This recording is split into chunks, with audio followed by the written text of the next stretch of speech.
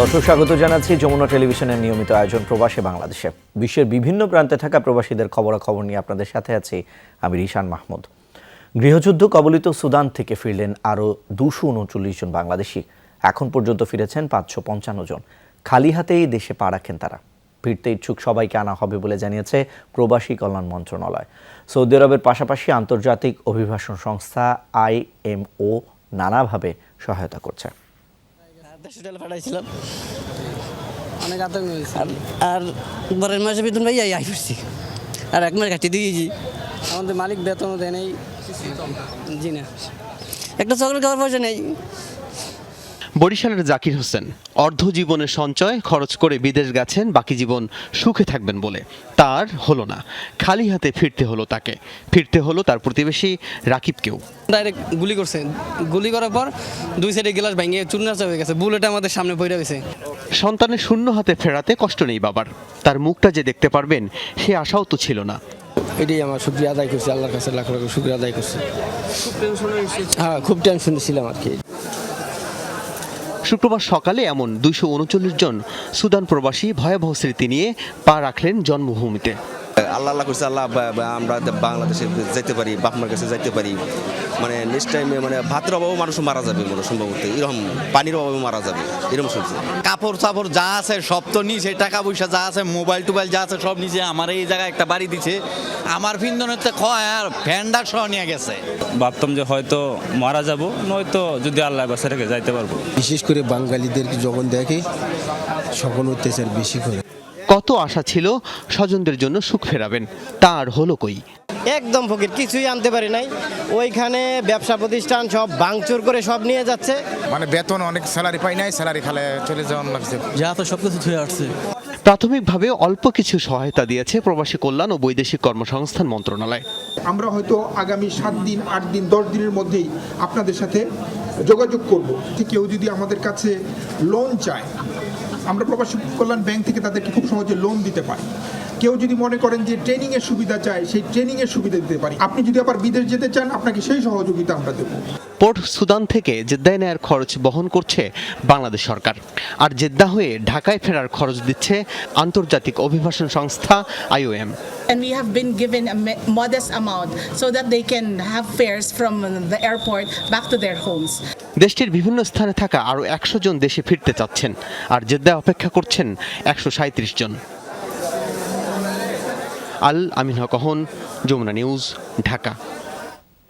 লন্ডনের এনফিল্ড কাউন্সিলে প্রথমবারের মতো একজন British Bangladeshi councillor Aminul Islam deputy mayor নির্বাচিত হয়েছেন। তাকে এই পদে নির্বাচিত করায় উপস্থিত সকলের প্রতি ধন্যবাদ জ্ঞাপন করেন তিনি।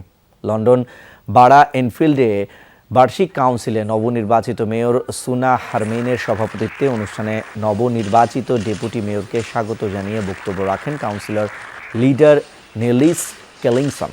উপস্থিত ছিলেন কাউন্সিলের বিরোধী দলীয় নেতা কাউন্সিলর আলেকজান্দ্রা জর্জিও, ব্রিটিশ রাজার প্রধান প্রতিনিধি deputy lieutenant M Kevill, councillor Naushad Ali সহ অন্যান্যরা। উল্লেখ্য, নবনির্বাচিত ডেপুটি মেয়র আমিনুল ইসলামের গ্রামের বাড়ি নোয়াখালীর সেনবাগ উপজেলার বীজ গ্রামে। ঈদ উপলক্ষে প্রবাসীদের জন্য নিজ বাড়িতে 3 দিনব্যাপী বুফে আয়োজন করেছেন বাংলাদেশ বিজনেস কাউন্সিল সভাপতি লুৎফর রহমান মুকাই আলী। অতিথি হিসেবে কুয়েতে নিযুক্ত বাংলাদেশের রাষ্ট্রদূত, ডাক্তার, ইঞ্জিনিয়ার সহ নানা শ্রেণী পেশার প্রবাসীরা উপস্থিত ছিলেন। তার এই আয়োজন পরিণত হয়েছে প্রবাসীদের মিলন মেলায়। আয়োজনে আরও অংশ নেন লুৎফর রহমানের স্ত্রী, ব্রাহ্মণবাড়িয়ার বিজয়নগর উপজেলার চেয়ারম্যান নাসিমা মুকাই আলী। দীর্ঘদিন ধরে প্রবাসীদের নিয়ে ঈদ পুনর্মিলনী আয়োজন করছেন তিনি। দীর্ঘ 40 বছর ধরে কুয়েতে বসবাস করছেন লুৎফর রহমান। কঠোর পরিশ্রমের মাধ্যমে গড়ে তুলেছেন বেশ কয়েকটি ব্যবসা প্রতিষ্ঠান। প্রবাসীদের বিভিন্ন সমস্যায় সবসময় পাশে দাঁড়িয়েছেন তিনি। একজন বাঙালি কমিউনিটির থেকে এরকম নেতা, এত মনোভাব, টাকা পয়সা অনেকেরই আছে, কিন্তু এই মন তো আর সবার নাই, যে মনটা আমাদের এই কমিউনিটির এই বিজনেস কাউন্সিলের চেয়ারম্যান মুকাই আলী ভাইয়ের আছেন। বাংলাদেশ কমিউনিটির সাধারণ সম্পাদক হিসেবে আমি হোল বাংলাদেশ কমিউনিটির পক্ষ থেকে কৃতজ্ঞতা জ্ঞাপন করছি। প্রবাসী যারা তাদের জন্য আমার অনেক খারাপ লাগে। বহু মানুষের বহু দুর্দশা গেছে, যদিও এখন কমেছে। এখন দূতাবাস যথেষ্ট যথেষ্ট পাওয়ারফুল, অনেক কিছুই সমাধান করতে পারে। আমি সমাজের কমিউনিটির সবাইকে ধন্যবাদ জানাই, তারা সবাই আজকে এখানে এসে আমাদের দাওয়াতটা সবাই এনজয় করছে, খুবই ভালো লাগলো। স্পেনের বার্সেলোনা প্রবাসী বাংলাদেশি ব্যবসায়ীদের সংগঠন বিজনেস অ্যাসোসিয়েশন ইন কাতালোনিয়ার উদ্যোগে সাধারণ সভা অনুষ্ঠিত হয়েছে। সংগঠনটির কার্যকরী কমিটি মেয়াদ উত্তীর্ণ হয় এই সভার আয়োজন করা হয়। বার্সেলোনার স্থানীয় একটি রেস্টুরেন্টে আয়োজিত সভায় প্রথম পর্বে সভাপতিত্ব করেন শিপলু আহমেদ নিয়াজি এবং পরিচালনা করেন জসিমউদ্দিন। এ সময় কার্যকরী কমিটি বিলুপ্ত ঘোষণা করে উপদেষ্টা পরিষদের কাছে দায়িত্ব হস্তান্তর করা হয়। দ্বিতীয় পর্বে সংগঠনের উপদেষ্টা আফতাব নজরুল ইসলামের সভাপতিত্বে এবং উপদেষ্টা আফাজ জনির পরিচালনায় হয় মুক্ত আলোচনা। পরে শিপলু আহমেদ নিয়াজিকে সভাপতি এবং জসিমউদ্দিনকে সাধারণ সম্পাদক করে নতুন কমিটি ঘোষণা করা হয়। এ সময় উপস্থিত ছিলেন আমিন আলু রফিক, নজরুল ইসলাম, আব্দুল মোমেন, এম শওকত ওসমান সহ আরও অনেকে। সংযুক্ত আরব আমিরাতে আজমান বাংলাদেশ সমিতির নতুন কমিটির অভিষেক অনুষ্ঠিত হয়েছে। অসহায় মানুষ ও মেধাবী শিক্ষার্থীদের সেবা দানের লক্ষ্যে আমিরাত সরকারের অনুমোদন নিয়ে যাত্রা শুরু করে সংগঠনটি। আজমানের ম্যাজেস্টিক বলরুমে হয় এই অভিষেক অনুষ্ঠান। প্রধান অতিথি ছিলেন সংযুক্ত আরব আমিরাতে নিযুক্ত বাংলাদেশের রাষ্ট্রদূত মোহাম্মদ আবু জাফর। বিশেষ অতিথি ছিলেন বাংলাদেশ কনসুলেট দুবাইয়ের consul general BM Jamal Hossain. বিশেষ অতিথি ছিলেন আবুধাবি বঙ্গবন্ধু পরিষদের সভাপতি ইফতেখার হোসেন, আবু জাফর চৌধুরী, চট্টগ্রাম আওয়ামী লীগ নেতা ইউনুস গনি চৌধুরী, ইসমাইল গনি চৌধুরী সহ অনেকে। সংগঠনের সভাপতি আব্দুল আলিমের সভাপতিত্বে এতে সঞ্চালনা করেন সেলিম উদ্দিন চৌধুরী ও আবুল বাশার। শিকদার সাফায়েতুল্লাহ সহ রহমতুল্লাহ সহ সংগঠনের সদস্যদের সার্বিক তত্ত্বাবধানে হয় আয়োজন। বক্তব্য রাখেন কামুজ্জামান, জাকির হোসেন, MA কুদ্দুস ও আবুল হাসনাত। এ সময় 4 জন উপদেষ্টা সহ 39 সদস্য বিশিষ্ট কমিটি ঘোষণা করা হয়। আমাদের উদ্দেশ্য হলো মানুষের কল্যাণ, কিভাবে আমরা মানুষের মঙ্গল করতে পারি, এইটাই আমাদের মুখ্য উদ্দেশ্য। সেটা হলো বিশেষ করে বাংলাদেশিদের জন্য। আমরা এটা নিয়ে দীর্ঘদিন যাবৎ পরিশ্রম করে আজকে এটা অভিষেক করতে সক্ষম হয়েছি। আজমান শাখার উদ্যোগে আমার মনে হয় যে আমাদের যত রেভিডেন্স যোদ্ধা আছে এই দেশের মধ্যে, তারা সার্বিক সব ধরনের সহযোগিতা পাবে।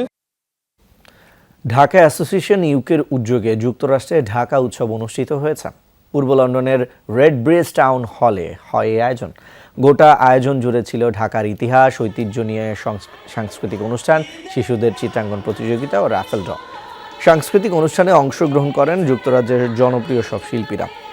আয়োজনে উপস্থিত ছিলেন GLA মেম্বার কিউথ প্রিন্স, কাউন্সিলর জোসনা ইসলাম, আতাউল্লাহ ফারুক, আবু তাহের খিজির, গোলাম মুস্তফা, আব্দুল কায়ুম। অনুষ্ঠান পরিচালনা করেন ফারহানা। বিশ্ব রাজনীতির মেরুকরণে কোনো পক্ষ নেবে না বাংলাদেশ। সরকারের এই অবস্থান স্পষ্ট করে পররাষ্ট্র প্রতিমন্ত্রী বলেছেন, এ বিষয়ে আগে থেকেই সতর্ক আছে সরকার। ঢাকায় চলমান ইন্ডিয়ান ওশেন কনফারেন্সে এই অঞ্চলের উন্নয়ন, অগ্রগতি ও স্থিতিশীলতা নিশ্চিতে দেশগুলোকে একসাথে কাজ করার আহ্বান জানান বিশেষজ্ঞরা। বলেন, শ্রীলঙ্কা, পাকিস্তান বা মিয়ানমারের অস্থিতিশীলতার ঘটনা পর্যালোচনা করে সিদ্ধান্ত নিতে হবে সব দেশকেই। ঢাকায় দুদিনব্যাপী ষষ্ঠ ইন্ডিয়ান ওশেন কনফারেন্সে যোগ দিয়েছেন 25 দেশের প্রতিনিধি। আয়োজক বাংলাদেশ ও ভারত, দুদেশের পররাষ্ট্র মন্ত্রণালয় ও ইন্ডিয়া ফাউন্ডেশন। আনুষ্ঠানিক উদ্বোধনের আগে দিনব্যাপী চলে থিম্যাটিক সেশন। এ অঞ্চলের শান্তি, সমৃদ্ধি ও স্থিতিশীলতা নিশ্চিতে করণীয় ও চ্যালেঞ্জ চিহ্নিত করেন বক্তারা। আলোচনায় আসে শ্রীলঙ্কা, পাকিস্তান সহ মিয়ানমারের রাজনৈতিক ও অর্থনৈতিক সংকটের কথা। We have seen the adverse impact of the so-called BRI. We have seen how the debt trap diplomacy has brought the Sri Lankan economy down because that was not transparent. It was not known that this debt is going to be so impossible to repay because that they built at Hambantota port, it was not a viable entity. There was no economic return. It was not economically viable, and so it collapsed. It is open. There is no hidden agenda. So I do not see any anti-Chinese sentiment or any anti-Chinese agenda before this conference. অপর সেশনে বাংলাদেশ ভারত সম্পর্কের প্রশংসা করে তুরস্কের এই বিশেষজ্ঞ বলেন, এই অঞ্চলের উন্নয়নে একসাথে কাজ অব্যাহত রাখতে হবে দুই দেশকে। One of the key countries here in terms of South and South Asia is undoubtedly Bangladesh. Therefore, the future of Bangladesh is also great importance for the future of this regional line.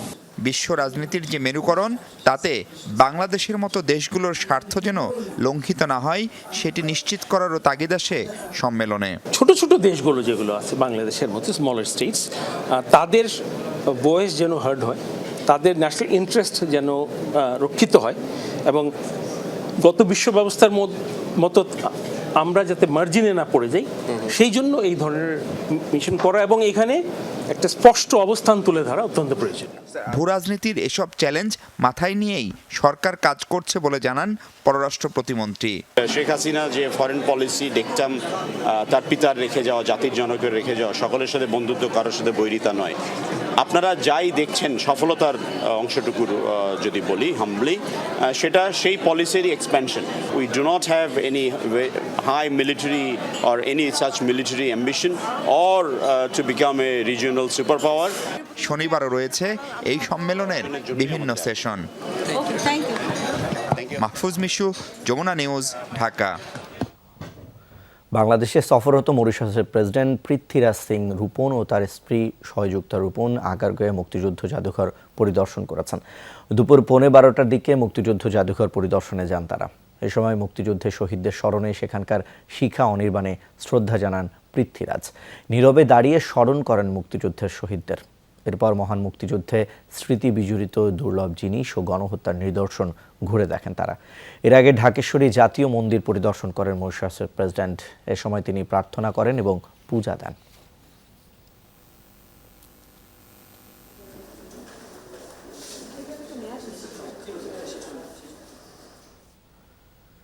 জাতীয় কবি কাজী নজরুল ইসলামের পুত্রবধূ কল্যাণী কাজী মারা গেছেন। মৃত্যুকালে তার বয়স হয়েছিল 87 বছর। তিনি কবিপুত্র কাজী অনিরুদ্ধের স্ত্রী। শুক্রবার স্থানীয় সময় ভোরে কলকাতার SSKM হাসপাতালে হার্ট অ্যাটাকে মারা যান নজরুল গীতির জনপ্রিয় এই শিল্পী। তবে তিনি বেশ কিছুদিন ধরেই ব্লাড ক্যান্সারে আক্রান্ত ছিলেন। শনিবার তার শেষকৃত্য সম্পন্ন হবে বলে পারিবারিক সূত্র জানিয়েছে। পশ্চিমবঙ্গের মুখ্যমন্ত্রী মমতা ব্যানার্জি তার মৃত্যুতে গভীর শোক জানিয়েছে। 2015 সালে পশ্চিমবঙ্গ সরকার তাকে সঙ্গীত মহাসম্মান প্রদান করেন। নরসিংদীতে চীনা প্রকৌশলীর মৃত্যুর ঘটনায় ক্ষতিপূরণ দাবিতে কারখানার সামনে অবস্থান নিয়েছে তার পরিবার। ঢাকা সিলেট মহাসড়কের পাশে ফুজিয়ান ওনান টেক্সটাইল বিডি লিমিটেড নামের একটি সুতা কারখানার সামনে দুদিন ধরে অবস্থান নিয়েছেন তারা। রয়েছে নিহত লি রং হোয়াং স্ত্রী, ছেলের বউ ও বড় ভাই। তারা জানান 1.5 মাস আগে প্রতিষ্ঠানটিতে চাকরি নেন লিং রং। গত 3 মে কারখানায় এক দুর্ঘটনায় মারা যান তিনি। এ সময় পরিবারের লোকজন চীনা শ্রম আইন অনুযায়ী ক্ষতিপূরণের 5 কোটি টাকা দাবি করেন। তবে কারখানা কর্তৃপক্ষ তা দিতে অপারগতা জানায়। সে বেল্ট মেশিনের মধ্যে কাটা পড়ছে, মেশিন সুইচ না করে সে কাজ করতে গেছে। কাটার পর যে কোনো দুর্ঘটনা তৎক্ষণিক ওইখানে আমি পরে সিসিটিভি দেখলাম, ওইখানে লোক ছিল, ওরা তৎক্ষণিক মেশিন বন্ধ করছে, ও সাউন্ড শুই নাই, এর মধ্যে কেটে পড়ে গেছে। দাবানল পরিস্থিতি ভয়াবহ রূপ ধারণ করায় সেনাবাহিনী মোতায়েন করা হয়েছে কানাডার আলবার্টায়। কর্তৃপক্ষ জানায় আগুন নিয়ন্ত্রণে ফায়ার সার্ভিসকে সাহায্যের জন্য প্রায় 300 সেনা সদস্য পাঠানো হয়েছে। গেল সপ্তাহ থেকে অঞ্চলটিতে ছড়িয়ে পড়েছে ভয়াবহ দাবানল। প্রায় 3000 মানুষকে তাদের বাড়িঘর থেকে সরিয়ে নেওয়া হয়েছে নিরাপদে। এখনও 75টি স্থানে জ্বলছে আগুন, যার মধ্যে নিয়ন্ত্রণের বাইরে 23টি আগুন। পরিস্থিতি সামাল দিতে কাজ শুরু করেছে ফায়ার সার্ভিসের 1000-এরও বেশি কর্মী। এখন পর্যন্ত পুড়ে গেছে প্রায় 4 লাখ হেক্টর এলাকা। কঙ্গোয় চলমান নজিরবিহীন বন্যায় প্রাণহানি বেড়ে দাঁড়িয়েছে 438 জনে। 5500 মানুষ এখনও নিখোঁজ। বৃহস্পতিবার দক্ষিণ কিভু প্রদেশের একটি নদীর তীর থেকে 1 মাস বয়সী 2 শিশুকে জীবিত উদ্ধার করা হয়েছে। গত বৃহস্পতিবার থেকে টানা বৃষ্টিতে ভয়াবহ বন্যার সৃষ্টি হয় কঙ্গোর সাউথ কিভু সহ আশেপাশের অঞ্চলগুলোয়। নিখোঁজদের সন্ধানে চলছে তল্লাশি অভিযান। তবে বৈরী আবহাওয়ায় ব্যাহত হচ্ছে উদ্ধার তৎপরতা। দুর্গত অঞ্চলে ত্রাণ পাঠিয়েছে সরকার ও বিভিন্ন সংস্থা। তবে রাস্তাঘাট বিপর্যস্ত হওয়ায় প্রত্যন্ত অনেক এলাকাতে এখনও পৌঁছায়নি সহায়তা। চলতি মাসের শেষ নাগাদ ভারী বৃষ্টিপাত এবং বন্যা পরিস্থিতি থাকবে বলে পূর্বাভাস দিয়েছে দেশটির আবহাওয়া বিভাগ।